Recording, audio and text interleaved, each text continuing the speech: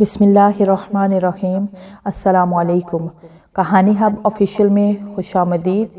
آج پھر دوستوں میں آپ کے لیے ایک بہت ہی اچھی اور سچی کہانی لے کر آئی ہوں۔ نئے آنے والے دوستوں سے گزارش ہے کہ وہ میرا چینل کو سبسکرائب کریں اور بیل آئیکن کو پریس کریں۔ تو چلیں بڑھتے ہیں کہانی کی جانب۔ آگ، اگلتا ہوا سورج اور شعلے برساتی ہوئی زمین گرمی کی شدت سے زیادہ تپ گئی تھی۔ ماحول تپ کر کندن بن چکا تھا۔ آج اس کا لاسٹ پیپر تھا اور آج اسے کچھ سکون میسر ہوا۔ وین آ چکی تھی۔ وہ جلدی سے وین میں بیٹھ گئی، لیکن وین میں بھی ویسی ہی تپش تھی۔ وین رینگنے لگی۔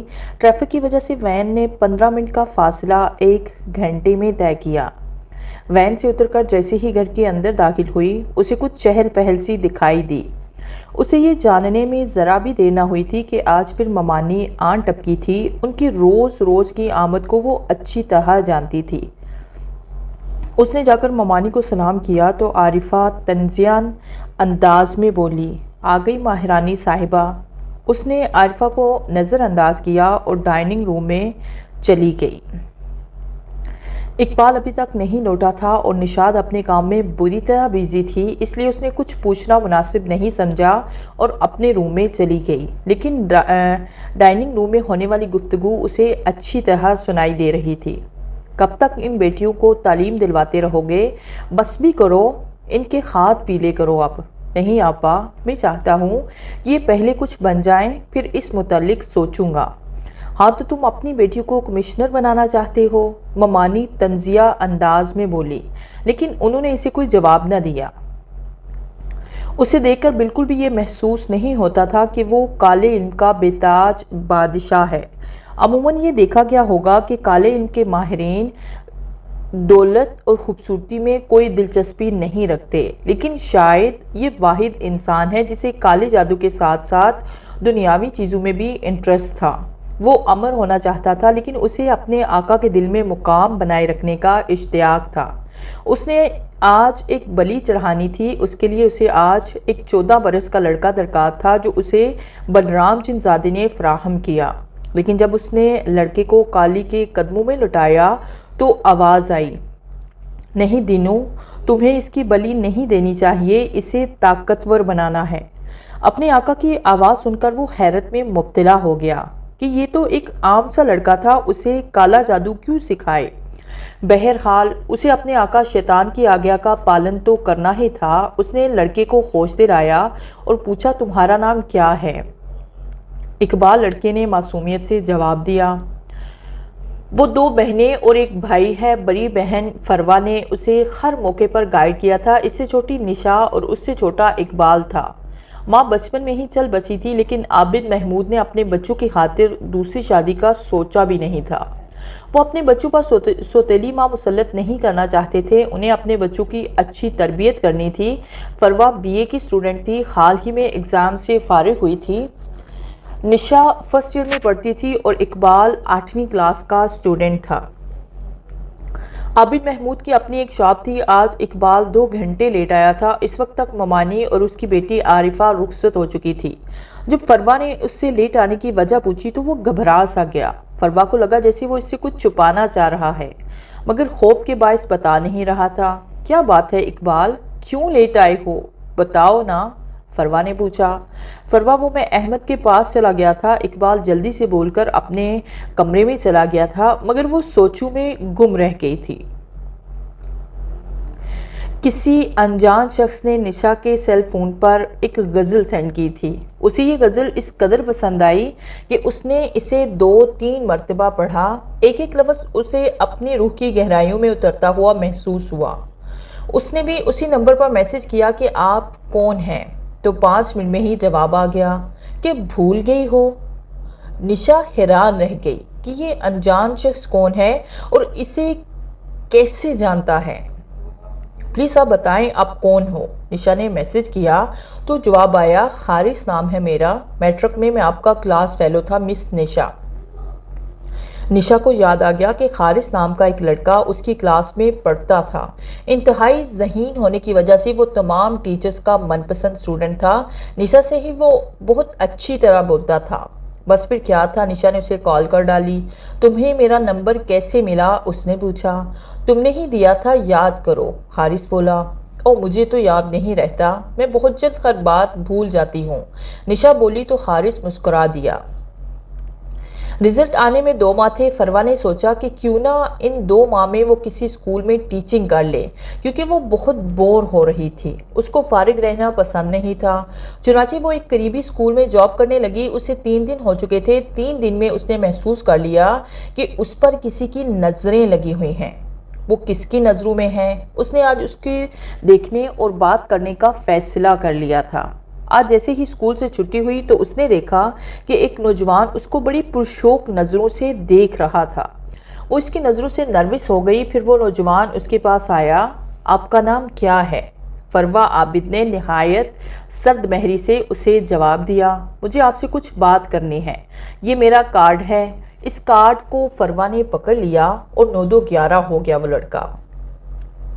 فروا حیرت زدہ سی گھر میں داخل ہوئی تو اس نے دیکھا کہ اقبال باہر جا رہا تھا۔ اس نے اسے اپنے حال پر چھوڑا اور اپنے روم میں آ گئی۔ اس نے وہ کارڈ دیکھا جس پر سمیر زمان کا نام چمک رہا تھا۔ اس نے نمبر ڈائل کیا تو دوسری ہی کال پر ریسیو کر لیا گیا۔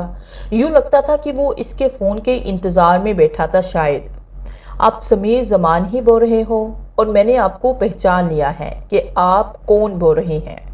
ہماری دلکش آواز اس کے کانوں سے ٹکرائی تو وہ حیران رہ گئی۔ آپ کو کیسے معلوم کہ میں بات کر رہی ہوں؟ اور حیرت کے عالم میں بولی، اپنے قریبی لوگوں کی آواز میں اچھی طرح پہچان لیتا ہوں۔ اس نے کہا، کیا؟ وہ حیرت کا بت بن گئی۔ میں آپ کی قریبی کس طرح ہوئی؟ میں تو آپ کو جانتی ہی نہیں کہ آپ کون ہیں۔ آپ میرا شمار اپنے قریبی لوگوں میں کیوں کر رہے ہیں؟ اب میں آپ کو بتاؤں کہ آپ کی اہمیت میرے نزدیک کیا ہے۔ میں آپ سے بہت… سمیر نے بات ادھوری چھوڑ دی۔ ہاں کہو نا، فروا اشتیاق سے بولی تو سمیر نے کہہ ہی دیا تو فروا اپنی قسمت پر رشک کرنے لگی کہ اسے ایک چاہنے والا مل گیا تھا۔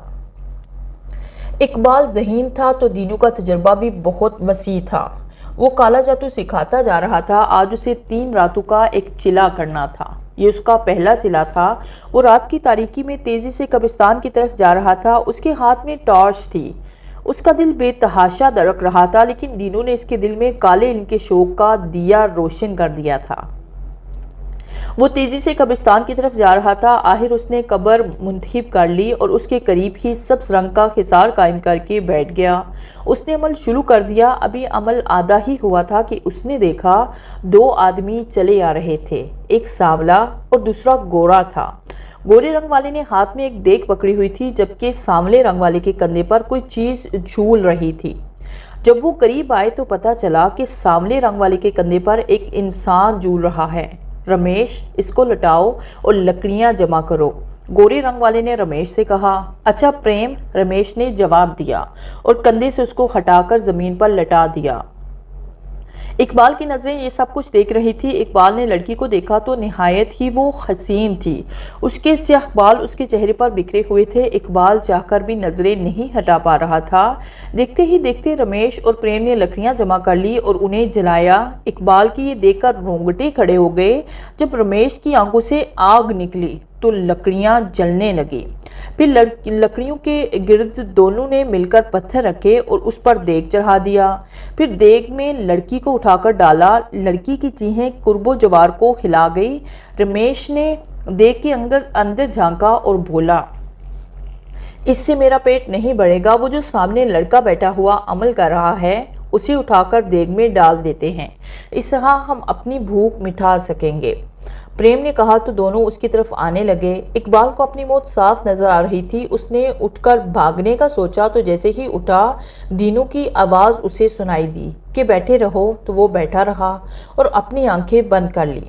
اس کے بعد چلے کا وقت ختم ہو گیا اور اقبال اٹھ کر اپنے گھر کی طرف چل پڑا۔ گھر میں ہلچل مچی ہوئی تھی۔ نشا اور فروا نے عابد محمود کو جگا دیا تھا۔ رات کے 11 بج رہے تھے اور اقبال ابھی تک گھر نہیں آیا تھا۔ اس کا سیل نمبر بھی آف جا رہا تھا۔ عابد محمود کا پریشانی سے برا حال تھا۔ انہیں اپنے بیٹے پر اس وقت بے حد غصہ آ رہا تھا کہ وہ بنا بتائے کہاں چلا گیا تھا۔ 2 घंटे के तीनों महीनों पर बहुत भारी गुजरे थे। तकरीबन 1:30 बजे दरवाजे पर दस्तक हुई। फरवा ने दरवाज़ा खोला। पीछे पीछे आबिद महमूद और निशा भी आ गए। सामने इकबाल खड़ा था। वो मुकम्मल तौर पर पसीने से शराबूर हो रहा था। कहाँ थे तुम? फरवा ने पूछा।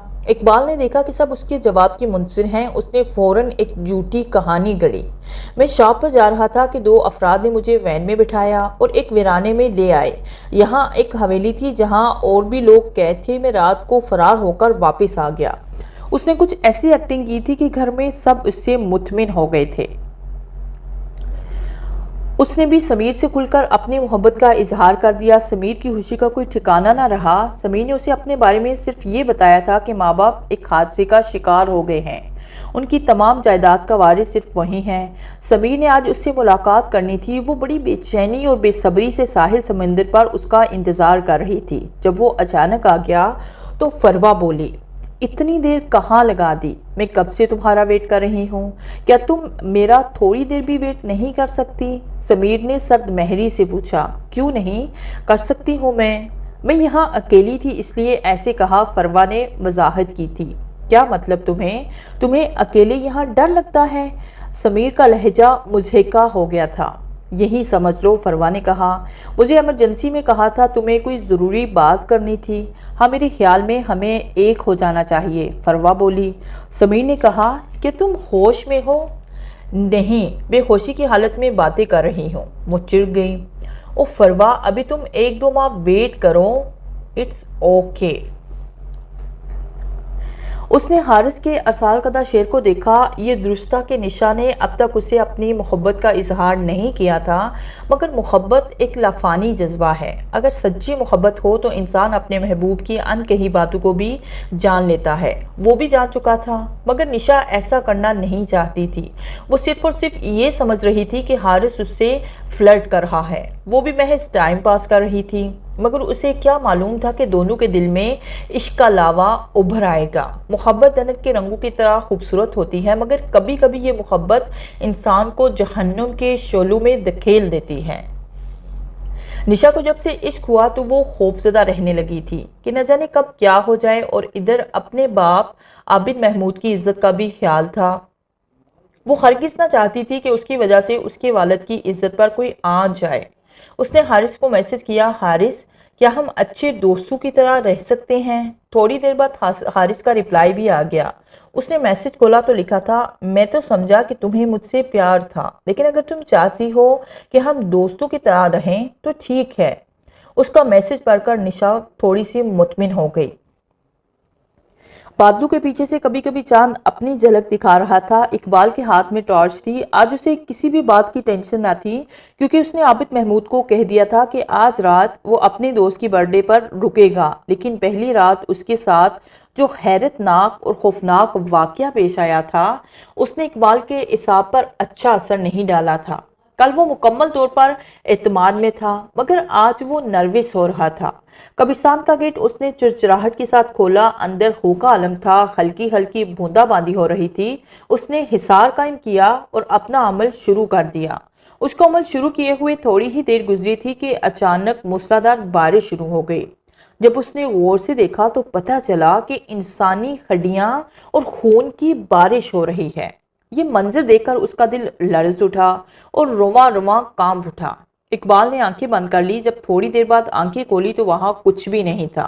सब कुछ पहले जैसा हो गया था। बारिश का जोर टूट गया था। इकबाल 14 बरस का एक आम सा लड़का था, मगर जो वो कर रहा था वो ऐसा था कि लोगों के दिल थरा देते। दहशत उन पर गलबा जमा ले, लेकिन इकबाल भी बुखारी का मुकाबला कर रहा था। अब फिर थोड़ी ही देर गुजरी कि इकबाल ने सामने बरगद के दरख्त पर सरसराहट महसूस की। जब उसने देखा तो इकबाल के जिस्म पर पसीने छूट गए, क्योंकि दरख्त पर हर तरफ सांप ही सांप थे, हर तरफ लहराते सांप। जैसे तैसे करके इकबाल का दूसरा दिन भी मुकम्मल हो गया। शाम के धुंधले साए जब शुरू हों तो रात की हुक्मरानी का दौर शुरू हो जाता है। उस अंधेरे को चीरने की नाकाम कोशिश इकबाल की टॉर्च कर रही थी। रात की तारीकी में इकबाल कब्रिस्तान जा रहा था। आज उसके चिले की आखिरी रात थी। वो जानता था कि ये रात उस पर भारी गुजरेगी। لیکن اس نے چلا شروع کر دیا تھا اور چلا ختم ہونے تک اسے کوئی معمولی واقعہ پیش نہیں آیا تھا۔ چلا ختم کر کے وہ سیدھا دینو کے پاس گیا۔ آؤ اقبال، مجھے تمہارا ہی انتظار تھا۔ دینو بولا، اچھا میرا چلا کامیاب ہو گیا لیکن مجھے کوئی طاقت نہیں ملی۔ اقبال نے پوچھا، ہاں تمہیں طاقت مل گئی، لازوال طاقت، تم اب دنیا کے کسی بھی کونے میں اڑ کر جا سکتے ہو، بس اپنا منتر 3 بار پڑھنا اور خود پر پھونک مار دینا، دیکھنا تم ہواؤں میں اڑو گے، یہ سرسراتی ہوئی ہوائیں اب تمہاری تابع ہیں۔ کیا سچ میں؟ اقبال کی خوشی کا کوئی ٹھکانہ نہ تھا۔ مجھے یقین نہیں آ رہا۔ اقبال کی آواز میں حیرت کی آمیزش تھی۔ اقبال نے اپنا منتر پڑھ کر خود پر پھونکا اور دماغ میں گھر کا تصور کر لیا۔ وہ ہواؤں میں اڑنے لگا، اس کے پاؤں زمین سے بلند ہو گئے، جلد ہی وہ اپنے گھر کی چھت پر آ گیا۔ اس نے پھر دینو کی طرف اپنا تصور کیا اور چلے والا وٹ پڑھ کر خود پر 3 مرتبہ پھونک ماری تو وہ دوبارہ ہواؤں میں اڑنے لگا اور اسے یقین نہیں ہو رہا تھا کہ وہ دینو کے پاس پہنچ گیا۔ اس نے دینو کو دیکھا جو مسکرا رہا تھا۔ اقبال، تمہیں یہ طاقت کالی ماتا کی وجہ سے ملی ہے، ان کا شکریہ ادا کرو۔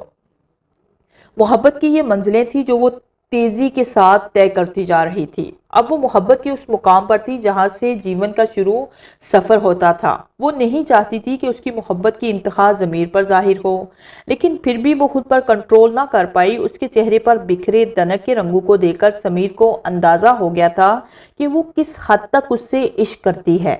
سمیر اسے چاہنے لگا تھا، اس لیے تو اس نے سمیر کا نام استعمال کیا تھا۔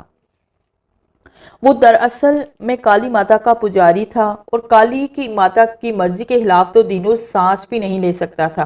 بس اس لیے ہی اس نے ہر عمل کو خفیہ رکھا تھا، مگر وہ آج کالی ماتا سے اجازت مانگنے والا تھا۔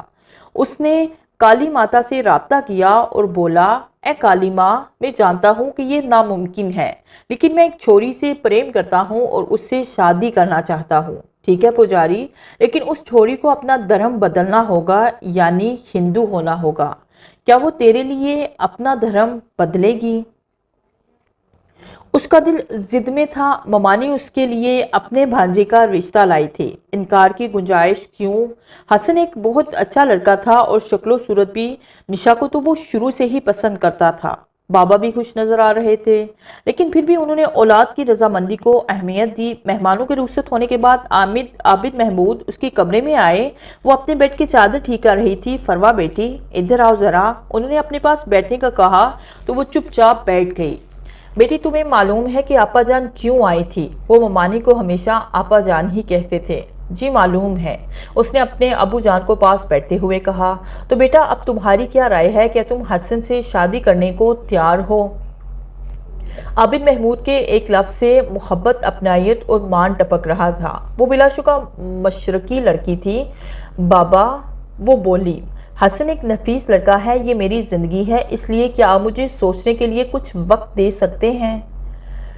کیوں نہیں میری جان، تم خوب سوچ سمجھ کر اپنا فیصلہ بتا دینا۔ تھینکس بابا، وہ خوشی سے بولی۔ خارش اسے اب دکھی اور سیڈ قسم کے میسیجز کرتا تھا۔ اب کی بار اس نے حارث کا میسیج پڑھا تو اسے ایسے محسوس ہوا کہ اس کا دل سوکھے پتوں کی مانند ہو گیا ہے۔ اس نے اب تک اپنے جذبات کو صرف اور صرف اپنے تک ہی محدود رکھا تھا، اور اب وہ حارث کا میسیج پڑھ کر پھٹ پڑی اور اس نے کانپتے ہاتھوں کے ساتھ اس کا نمبر ڈائل کیا، جو پہلی ہی بیل پر ریسیو کر لیا گیا۔ تو آج کیسے یاد کر لیا آپ نے؟ حسن کے رسیلے لہجے میں طنز کی آمیزش تھی۔ آخر مسئلہ کیا ہے تمہارے ساتھ؟ وہ جل بھن گئی۔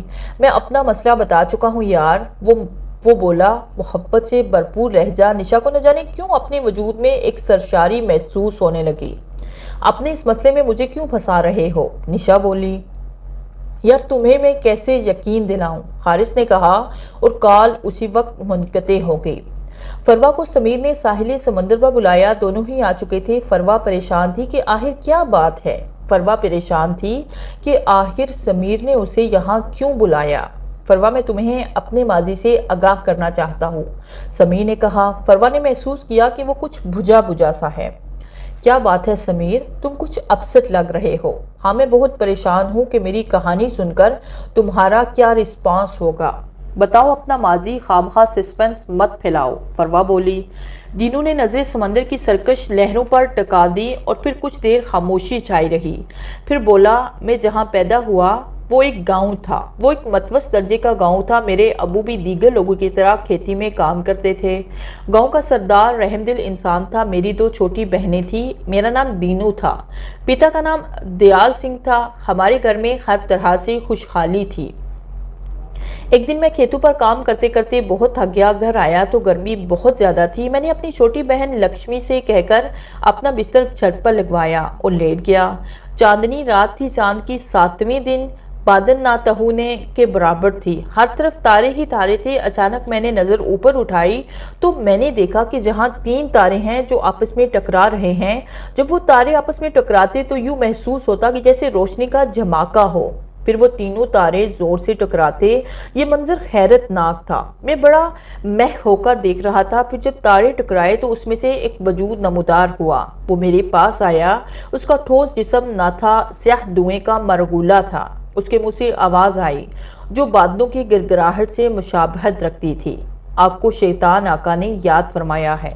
اس سیاہ دھوئیں نے اپنا ہاتھ میری طرف بڑھا دیا، جسے میں نے تھام لیا اور خوش و خاص کی دنیا سے بیگانہ ہو گیا، تو خود کو ایک غار میں بند پایا۔ پھر میں شیطان آقا کا سیوک بن گیا اور اب میں تمہیں چاہنے لگا ہوں، لیکن شیطان آقا نے مجھے حکم دیا ہے کہ اگر تم ہندو ہو جاؤ اور شیطان آقا کی سیوک بن جاؤ تو ہماری شادی ہو سکتی ہے۔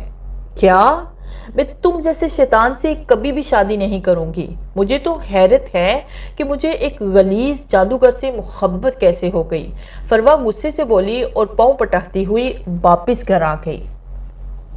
وہ سیدھی عابد محمود کے کمرے میں آئی اور شادی کے لیے ہاں کر دی۔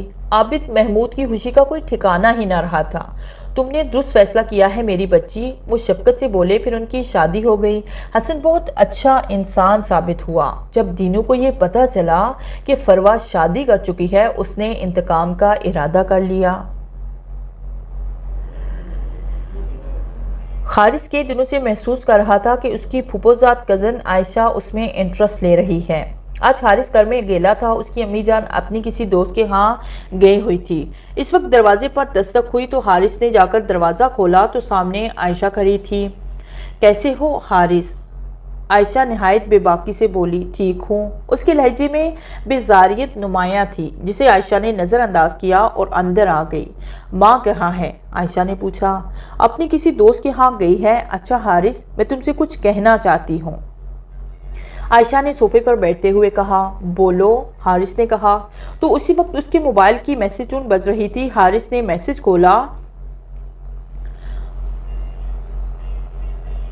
نشا نے اسے میسج پڑھتے ہوئے دیکھا تو اس نے اس سے پوچھا، کس کا میسج تھا جو اتنے محو ہو کر پڑھ رہے ہو؟ عائشہ نے پوچھا تو وہ چونک سا گیا۔ دل میں بے تحاشا لڈو پھوٹ رہے تھے کہ نشا نے کم از کم اپنی ناراضگی تو دور کی، کسی کا نہیں۔ تم کیا کہنے والی تھی؟ حارث، میں تمہیں پسند کرتی ہوں۔ واٹ؟